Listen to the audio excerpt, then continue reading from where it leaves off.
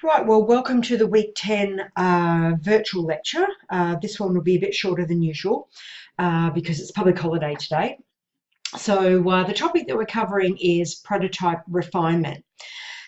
This is best watched after you've submitted assignment 2, as this relates more to assignment 3.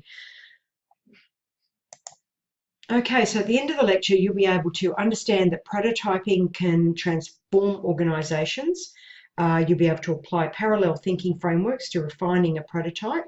You'll be able to identify key features of high fidelity prototypes and identify tools to assist in prototype refinement.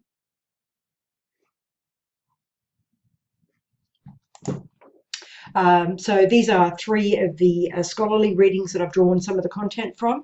For other content, I've got direct links to the website. Okay, so we're in the final stages of the develop phase, and we'll be moving very soon into the deliver phase where it all starts to come together and we move into assignment 3.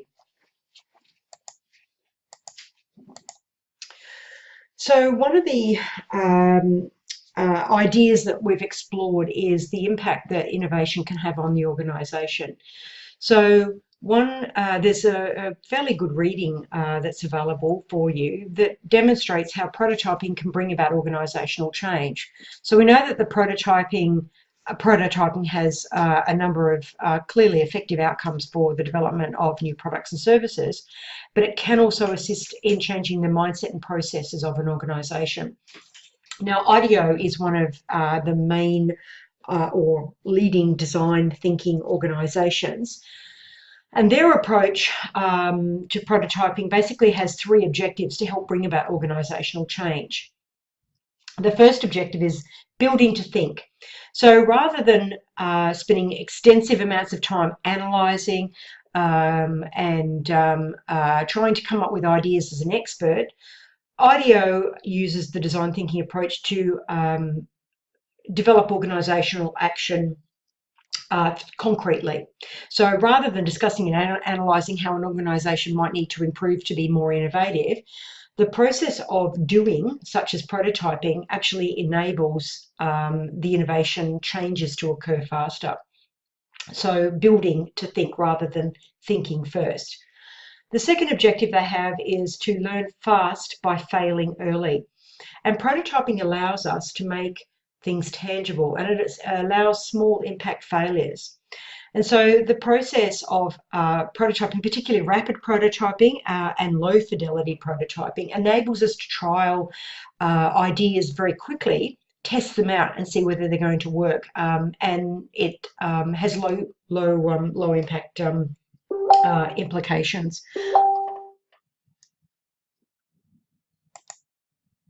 The third objective is the permission to explore new behaviours.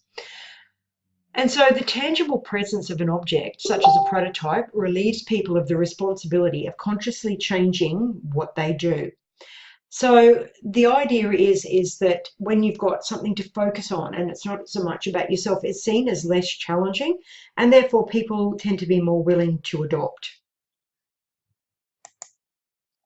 So let me demonstrate how these objectives might play out in the real world. So IDEO has reported their activities with the Cancer Centre. So the problem that IDEO was tasked with addressing was how might we improve the customer experience for chemotherapy patients in the Cancer Centre. So they went with a think, then build approach to this. So they gathered all the staff together, and the first idea that the staff came up with was creating a binder for patients to collect useful information over time. But this actually raised more problems than it solved. Would patients remember to bring the binder each time? What information should go in the binder? So then the next idea that they came up with was a survey of customers, asking customers how might we improve the experience, but what questions, sampling, who to ask, how many surveys. At this point, they were almost burning time and nothing had been decided, and people were getting quite frustrated. So they decided then to build. So they made an interactive board with topics of interest to patients on post-it notes. They placed that out in the waiting area, and then they showed it to patients. Now, the patients very quickly responded to say that the variety of customer needs that were out there couldn't possibly be captured this way, and that a more personalised approach was needed. So through the use of a prototype board, the organisation clearly identified that that approach would have been a failure if they'd actually gone to some sort of expense and actually designed this interactive board. So they abandoned the binder idea and then went for conversation cards. And the idea is that they had a whole range of different topics that were on conversation cards, and patients could select a card from the board, give it to the care providers at the cancer centre, and then the staff then use these conversation cards to talk to the patients. And this turned out to be a winner for them. Patients were able to add topics for conversations, or the staff were able to do it. By involving the patients in selecting the conversation topics, it enabled the staff to then personalise that conversation, and it created a point of interest for patients as they came into the clinic. What was interesting for the cancer centre is that those who had not been involved in the design thinking approach were very resistant to the conversation cards, which demonstrated that the organisation could be transformed by design. And so those who had participated in the design process were actually more agile in their thinking and more open and willing to adopt new ideas than the people who had not been involved in the first place. So in week 8, we spoke about the ideation process, and we talked about different types of thinking. We mainly focused on divergent thinking as a way of developing concepts and ideas. As we're moving now through the double diamond process, we now move on to convergent or parallel thinking. So with several prototypes now developed in low fidelity, the challenge to all of you now is to start making sense of these prototypes. You need to start narrowing down your options, and that's, I guess, the definition of convergence. So when there's a lot of information and choices available, we need to start parallel thinking. When people are working in teams or groups in particular, the need to then bring people together, thinking in parallel to make a decision becomes necessary.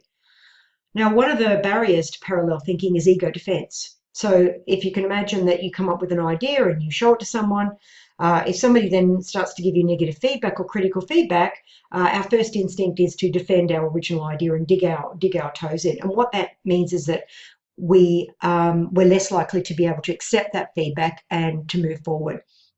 So techniques that help us put our ego aside are helpful for parallel thinking. Now, while you're doing assignment 3 individually, you're not doing it in a team, what you do need to bring together, as opposed to bringing team members together, is to bring together the different ideas that you've had and work out the one idea or the one prototype that you're going to go forward with in assignment 3. What we don't want you to do is to be so invested or emotionally attached to any one prototype that clouds your thinking and your ability to move forward and pick the best prototype for the user. So the technique that we're going to use for convergent parallel thinking is 6 thinking hats, and you'll be doing this in your tutorial in week 11. So we spoke a little bit about Edward de Bono in the week 8 lecture when we looked at other forms of divergent thinking. We looked at random input objects. So this is another technique developed by Edward that helps us to think through and disengage to the extent that we can be critical of our products or of our ideas in a constructive way. So each of the hats is a metaphor. So imagine that as we go through these questions that you're putting on literally a hat. When you take the hat off, then you stop that line of questioning.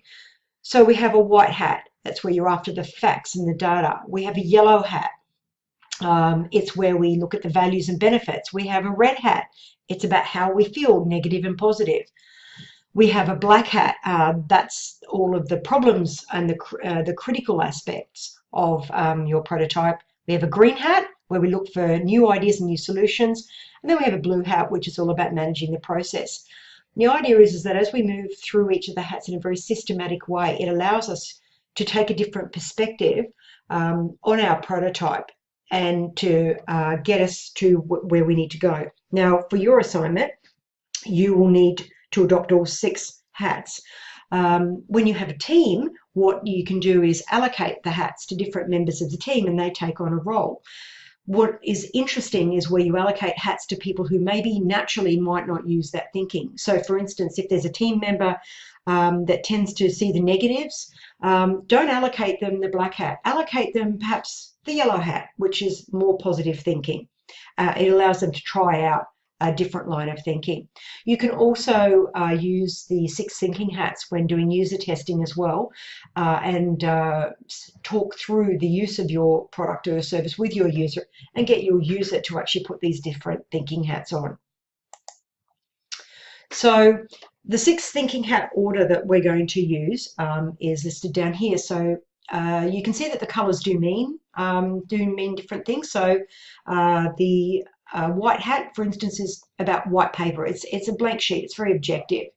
Whereas the black hat might be worn by, say, a stern judge. It's about caution. It's critical judgment. So these are the colours, I guess, that have been drawn on by Edward to demonstrate how these hats might, in fact, be applied. So what I'd like to do now is to play you a video that explains what the 6 thinking hats are, and then I'm going to demonstrate how to use the 6 thinking hats to refine the prototypes and think about the prototypes that you've been developed and that you put forward in assignment 2. In 1985, a Maltese physician called Edward de Bono published a book called 6 Thinking Hats. The book described a powerful technique for looking at decisions from a number of important perspectives. The premise of the method is that the human brain thinks in a number of distinct ways, which can be deliberately challenged. If you look at a problem with the 6 Thinking Hats technique, then you will solve it using all approaches. Your decisions will mix ambition, skill, sensitivity, creativity, and good contingency planning. So, how do you use the tool? You can use 6 thinking hats in meetings or on your own. Each thinking hat is a different style of thinking. Let's have a look at what they each mean. When wearing the white hat, you focus on data, study the information you have on the subject, and see what you can learn from it. When you switch to the red hat, you will look at problems using intuition and emotion, sometimes called gut feeling. Try to think how people will react to your decision emotionally. The black hat has you looking at all the bad points of the decision. This is important as it highlights the weak points in your plan. Switch to positive thinking when wearing the yellow hat. This will help you focus on the benefits of the decision and the value in it. This can be really useful when everything looks gloomy and difficult. The green hat is all about creativity. Let the creative juices flow and develop creative solutions to problems. Finally, the blue hat is about process control. When wearing this hat, you decide which hat is the most suitable for the stage of decision making. For example, if ideas are running dry, you may decide to switch to the green hat. By analysing your decision wearing the 6 different hats we've talked about, you can feel confident about your decision knowing you've considered all points of view. Okay, so let's have a look at how you might use these 6 thinking hats to start to narrow down your prototypes.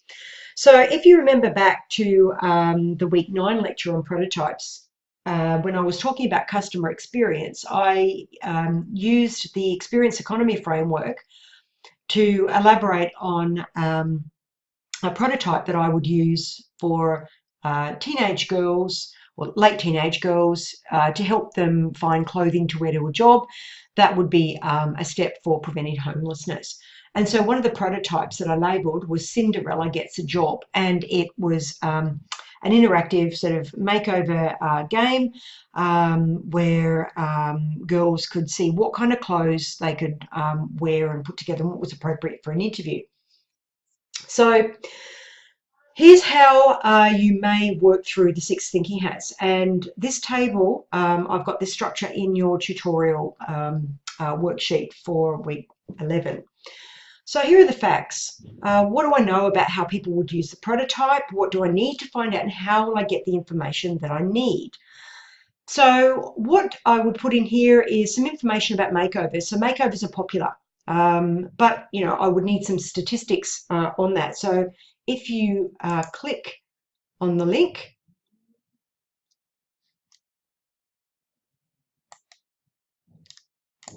and then let's have a look at that. What I've got is a website here from Oprah that shows how women like makeovers. So here's the before, the information about this lady, and then here's the after. These kind of pages get a lot of traction. People intuitively like that Cinderella story, the before and after. And so one thing that I would do with convincing my audience in the pitch that this was a good idea is that I would demonstrate and give some statistics about the popularity of makeover shows or makeover website. And so I would first of all say makeovers are popular, and I would give the evidence behind that. Now, the other thing that I'd do is I would go and have a look at makeover apps and see which ones are most popular. So that's where I would go to the Google Play,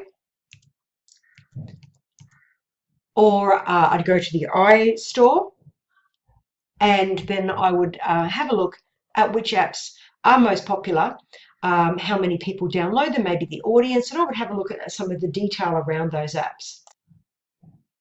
So, for example, what I would do next is I would go and have a look at some of the makeover apps. I'd look at hair and makeup and beauty for teenage girls. And so here are some examples when having a look at top clothing makeover for adults. So interestingly, they're quite cartoonized, so I'd take that design feature out of it. And I would have a look through a whole range of them to see the kinds of downloads and the sort of features and installs. So, for instance, this one's got quite a high rating. This one's saying, too bad you can't take pictures. So that's interesting. Maybe I'll build that then into the app that I might develop. It has downloads of more than 10,000. So clearly it's up on the popularity list. So that means it must have features that I can draw inspiration on. So basically what I would have here is information about the number of girls who don't attend interviews because they're embarrassed. I would also include some statistics and facts about the likelihood of having appropriate clothing for the likelihood of girls attending a job interview.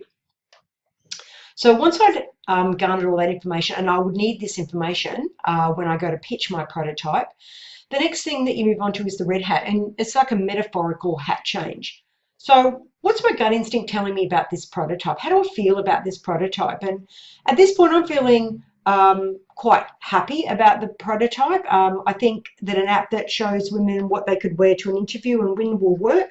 I feel quite positive. I don't feel too stressed or anxious about this. Moving on then to the black hat. And this is where you need to be the devil's advocate of your prototype. Now, particularly important because I'm feeling pretty good about this prototype. So what are the weaknesses and what are the risks? So the prototype needs to not only motivate girls to secure the right clothing for an interview, it also needs to create the opportunity for them to access the right clothing and their ability to know what the right clothing is. So typically, apps can be quite great to motivate, and if you think of the ones that are health trackers, but they don't always create opportunity and ability, and you won't get a behaviour change or a behaviour occurring unless you have motivation, opportunity, and ability. Now, some of the weaknesses of apps or makeover apps is that app abandonment is pretty high. A quarter of people abandon apps after the first use. I've got a link there to a statistic that I could use to verify this. So it's difficult to get adoption. You can build an app and it does not mean they will come. And then once you've got it, the challenge is then the continued use of it. So I could spend a lot of money developing this app and either nobody uses it, or if they do use it, it's not interesting enough for them to actually continue with it. So we might not get people participating as users. And we may not get people participating as fairy godmothers. So remember, part of my prototype idea was to have other people give advice and share information about what clothes might be able to go together. So if we don't recruit for both sides of that equation, we won't have a successful prototype. So putting the black hat aside, the benefits, what are the benefits of the prototype and how will it address the problem? So the benefits are that apps are quite private. They're 24/7. They can be done anywhere, anytime, whenever someone wants to use them. They're not restricted by business hours. You're not on a waiting list, trying to reach through like you would with a phone call. Being private, the app overcomes stigma and shame about maybe not having nice clothes. And so it allows people to find a solution to their problem without creating anxiety and overcoming those stigma. It could also build confidence in young women, which is a key contributing factor to a lack of ability or a lack of opportunity. And if we build some sort of feature into the app that connects girls to where they can get the clothes from, then that overcomes the barriers of access to the right clothing. So I hadn't thought about connecting the girls to actual clothing until I did the black hat. So with the black hat, basically saying, well, why would you continue to use it? And one of the barriers to the success of the app being, well, it's great, I know what to wear, but I can't afford as a young girl who's low income to go and buy it, then the app fails. So we need to then come up with something that allows the girls to link with the clothing. And that really brings me then onto the green hat. So I need to improve this prototype. I need to refine it. So what I've now got an idea about is linking to secondhand clothing stores in some sort of partnership. So maybe Vinnie's could take photos of clothes that are business attire for young women, put them up with the size and the location and potentially the price. We want clothes that are nice, but also inexpensive. So they could put them up. We could also put some sort of link to fashion students at TAFE or at uni to get the fairy godmothers. So one of the things we don't want is users who have no credibility with our target population or a persona giving advice. So there needs to be a credibility about that this would work. And so what we would want to do is connect to people who have some level of credibility in the fashion stakes. It could also be employers as well. Now, a barrier for the girls could be that they just can't afford to even buy these clothes, even at Vinnie's or Salvo's at low prices. So maybe we also need to link to donors. So maybe other women to pay for postage of clothing from store to the girls. So something like sponsor a dress or something along those lines. And so what we've now got here in this creativity hat is we've got other stakeholders that we need to bring on board to connect to our persona in order to help the persona overcome the problem. So when I first came up with the prototype idea in week 9, I hadn't really been able to think through and refine all the details. So the 6 thinking hats is now giving me a structure and a mechanism to really flesh out what more I need to do with that prototype if it's going to go forward in development. And that then brings me to the last hat, the blue hat. So what do I think of this prototype and what are the next steps? I think the prototype can work, but it will only work if these other suppliers and stakeholders are on board. So what I would need to do is to develop a customer journey map to show the process of how the app worked and how each of these stakeholders might come in to link and at what stages. So for instance, before our user, our persona goes on to have a look, we need some clothes and pictures on there already from Vinnie's and Salvo's. So that's really one of the starting points for me to have everything ready for my persona to access when she goes and commences the process. So I would need to have a service blueprint to accompany my customer journey map to make sure that I've got all the right items and the right people at the right point in time in that customer journey map to make a seamless journey for my persona. So I need to be able to bring together the key stakeholders and understand what are the front of office backstage functions that I need to provide in order for this app to work. And so I would go through this with each of my prototypes, and after doing all 3 prototypes, then I can start to work out which prototype is the one that I'm going to be recommending in assignment 3 or in my pitch, and why that might be. So whereas we focused on low fidelity prototypes in the last lecture, we're now moving on to higher fidelity prototypes. So assignment 2 was all about just get the ideas out there, get the prototype down in concept stage, and they were only low fidelity needed. For the final pitch, you'll need a prototype that is of higher fidelity. So low fidelity prototypes have less detail, less functionality, less realism than high fidelity prototypes. And so at the stage of concept development where you're running through a variety of ideas, you don't want to spend too much money, and so low fidelity is therefore more cost effective. But when you're coming down to a pitch, you need your prototype to look as real as possible in order to convince the user or the funder that this is going to be a viable, feasible and desirable product. So in digital contexts, a high fidelity prototype covers both the user interface and the user experience. So you might have seen these terms thrown around, UI and UX. And so it includes both. A high fidelity prototype facilitates interactivity with your good or service. So whereas a low fidelity prototype of a sketch or a wireframe indicates what you're doing, but you can't push a button or simulate use very well with low fidelity. With high fidelity, you do need to be able to have that level of interaction. And so as a result, high fidelity prototypes collect human performance data. So if it's a working product using software, it will look at how long it takes people to find what they want, where they click, how they click. You might use eye tracking software to see where people are looking. You may capture how people use something with some sort of video screen capture software as well, so that you can see it in see how they're behaving in real time. If your product is physical, you can see how people perform with it in terms of how well they can hold it. Do they drop it? Is it heavy? Can they maneuver around it? If it's clothing, how do they wear it? How long does it take them to put the item on? And all of that is what we would call human performance data. If you want to read more about that, you can click on this link here, which takes you through one of the business units of Accenture. So this is an example of a low fidelity prototype that, in fact, some of you may have done this in assignment 2, where you've got an app and there's simply sketches of how that app might work.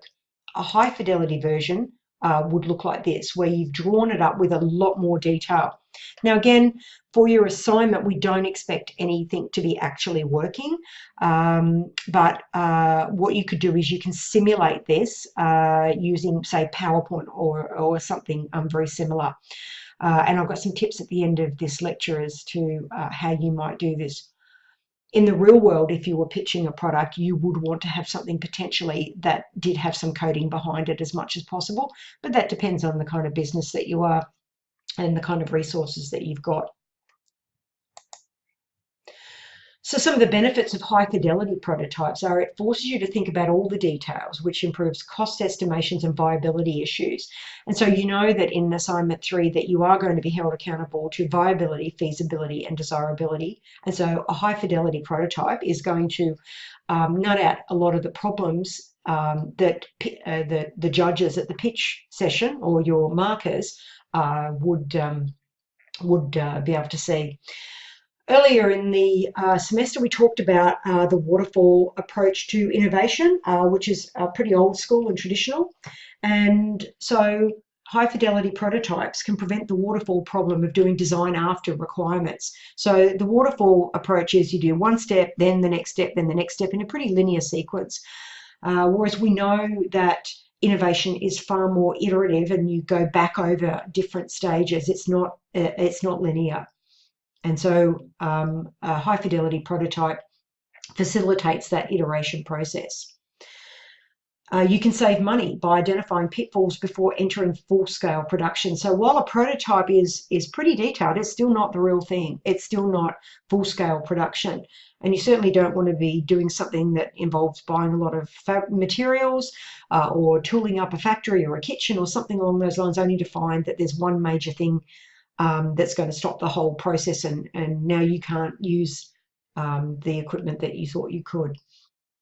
High fidelity prototypes also facilitate better communication with stakeholders. They can see it, the detail, they get it. You're not trying to sell them an idea, they can see it for themselves. And that's particularly important when you do your final assignment and you're pitching.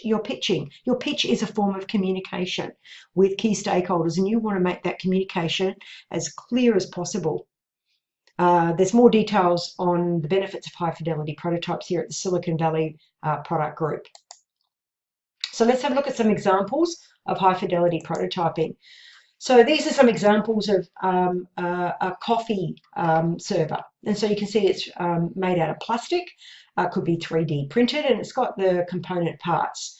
And you can see how closely that resembles potentially a finished product, but without needing to actually have that finished product. You could paint this to look as good as the real thing without actually incurring the cost of fabric or metal production. Here's some examples of some tents. So this one is a solar tent. So this is a very high quality, high fidelity prototype, and this is a working prototype. These are some other examples of prototypes. And we know that from if you were looking at getting suppliers or getting someone to fund you for full-scale production, that that you would need to have some sort of working prototype. And indeed, we see that on websites like Kickstarter and GoFundMe, where people put these very good quality working prototypes and generate money to then go into full-scale production. If you're doing a service, a high fidelity prototype would be all the equipment that you might use. And this is one that was done in a hospice, where you would then simulate the use of that particular product or service in the hospice. Now, these are only cardboard. They're not the full-scale product, but by role-playing and videoing how it would be used in a real situation, that's what we would consider to be high-fidelity prototyping. And so you might choose to do that yourself in your assignment 3.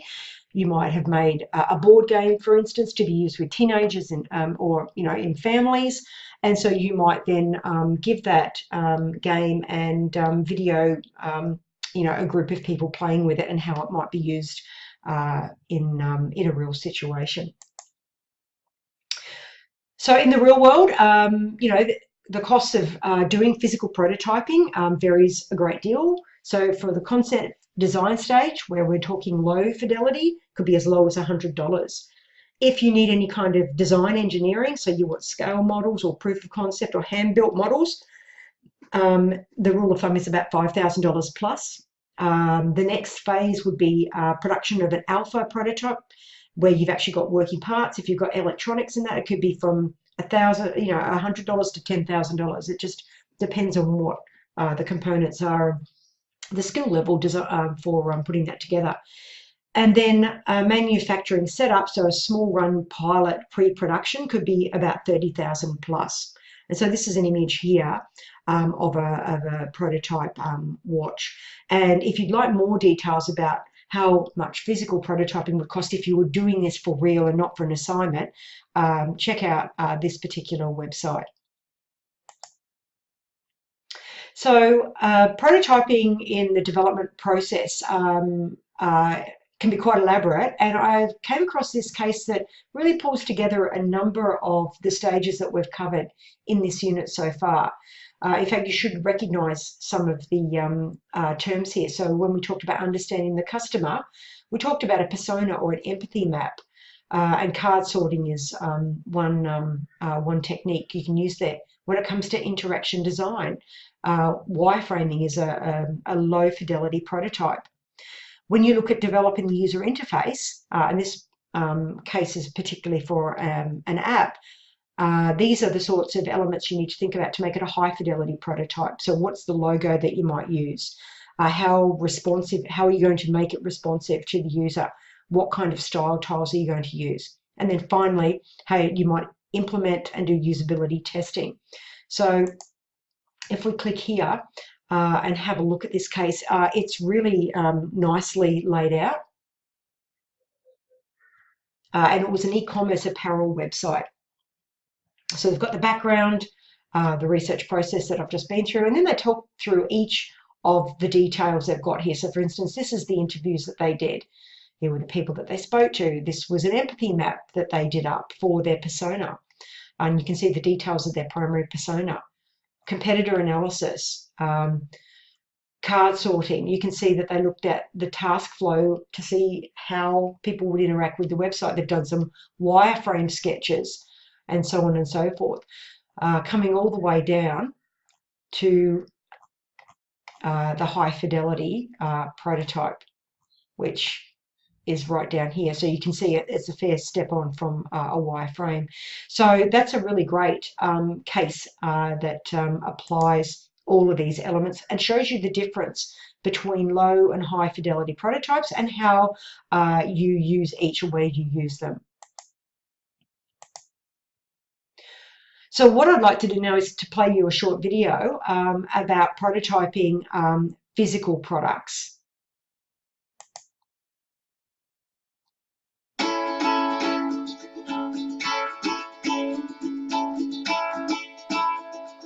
So you've got an idea and you want to see what people think of it.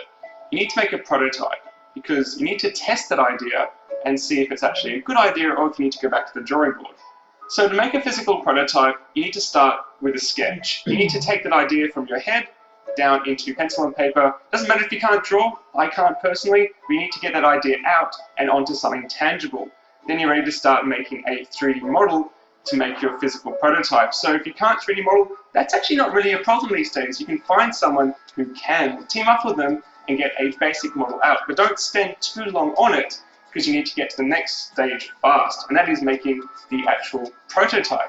So you can take a 3D model and convert it into a file for 3D printing very easily, leave it overnight and come back to an actual 3D print, which you can then test. And this is the most important part. You need to test it quickly and thoroughly, and then go back and iterate on your design and repeat this process till you're happy with it. But if you get further down the process and find out you need to change something, it's a lot more difficult. So don't be afraid of failure early on. You want to test things as much as possible and then iterate on that idea till you're happy with it. I'm an industrial designer, and as an industrial designer, we're very interested in testing prototypes for a number of different reasons.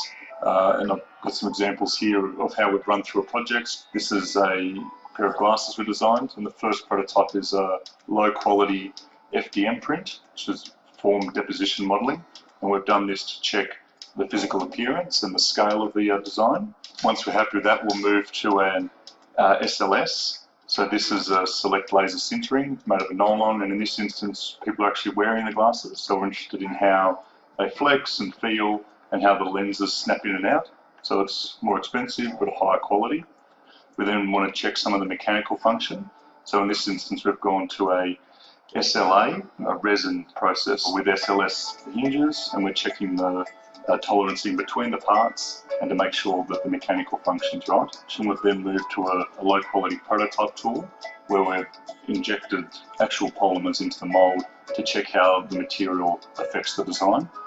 And finally, these are the final production glasses, which is again injection molded, but in a high quality production tool, and brings all the elements of the design together. Really, when you're testing a prototype, you really want to test it to failure. You want to know where your design or idea doesn't work and not where it works. And often I'll see people test a prototype and say, isn't it great, it does all these things, but they're ignoring an inherent flaw which will bring you undone if you don't expose it early. In the boating scenario, that's making a boat and testing until it fails, working out, how many people can you put in it before it capsizes, trying to drop test and break them. So for us, we build these things, which are smart helmets. We destroyed heaps of them. These are made 3D printing and CNC milling, and we just got them out there, test the user interfaces and destroyed them. Often we miss the user experience of our products. And a great way to get that out there is just to give your product as a prototype to lots of just regular people. They'll give you honest feedback, whether it all makes sense or not. Often when you're beginning your idea, you want to put all the greatest functions into it. but it's really about time and getting to market fast. What you need to do is draw all the functions and features that you have in your product, put red lines through the ones that don't have to be there in the first one, and make it finished, not perfect. There's a first time for everything, and we're still testing this series. If you could leave some comments and suggestions, it'd be really helpful for us to improve the program. Okay, so at this point, you may think if you were doing this in the real world, whether or not you would actually do it yourself or whether you would in fact outsource some of the prototyping. And there's no easy answer for that. So what we know from this journal article is that firms outsource prototyping when the activity is not directly related to the firm's core competency. So where you've not got the capacity to actually develop prototypes. Or when the complexity of the product is high, it might need some sort of technical machinery that you don't have. So you might sell sunglasses, but if you don't have the ability to do the actual prototypes through injection modeling, then that or the product is highly complex, then you might choose to go to an expert for that.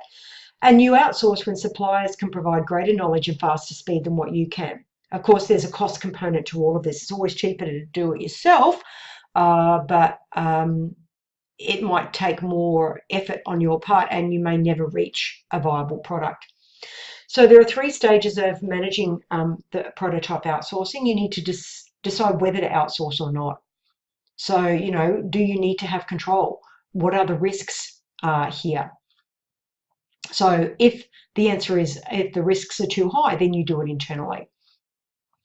The next stage is about supply selection. Are there available suppliers to help do this? Are there risks in this? Can they do it better than you could if you did it yourself? And if the answer's here, as corresponding no, yes, no, then you do it yourself. If the answers are all leading you to this next stage, it's all about process management. So how will you manage the outsourcing, and then how will you evaluate at the end? And so again, and then there's an iterative cycle that goes in here. So you may be even considering getting some help to build your prototype for your final assignment. You might want to maybe hook up with a meetup group or a design student that you might know, or just a friend who maybe is got some skill sets that you need. And so you could use this yourself to decide whether or not you're going to be making that build yourself, or whether you might go and get a little bit of help and assistance with it. So there's a lot of tools if to create high fidelity prototypes yourself. So Envision app is one that comes up quite regularly. There is a free version of this. You've got wireframes, images, inspiration sources, and you can do mock-ups of websites or apps using that. Canva is an online tool that has templates, infographics, images, icons, photos. You can do anything from make your resume look pretty good to drawing up your prototype. Azure RP is specifically for wireframing and prototyping of apps without coding. It looks really interactive. There's a free trial version for 30 days. You've got Adobe XD, which again is all about creating interactive prototypes, whether it's an app, a website, or a voice interaction. That's also free. And then you might want 3D printer services. And I've got a link to one that actually has the prices online, and it's all about the size. The caution and caveat I give you with that is that if you were going to actually get your prototype 3D printed and you could do it at low cost, please don't spend much money. And these ones, they've quoted for anything from $20 to $40 on these prototypes.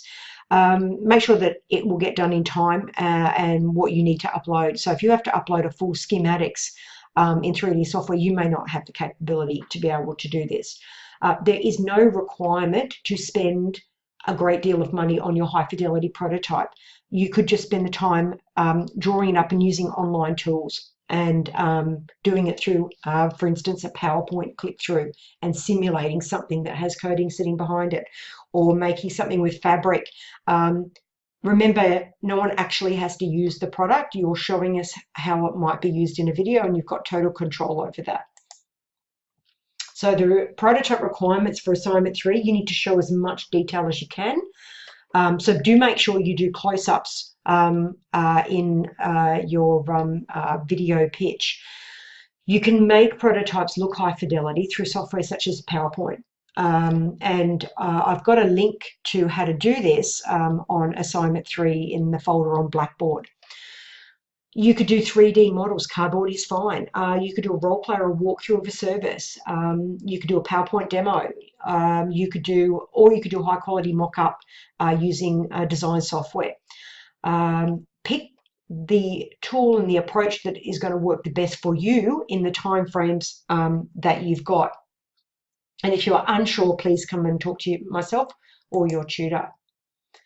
And so that's it for this week. For next week, we're looking at market testing your prototype and getting that user testing, building in those ideas to be able to then move on the following week, looking at viability, feasibility and desirability. And we do have a guest speaker next week who's going to show you some of the co-design workshops that she used to get that user input to an energy efficiency solution.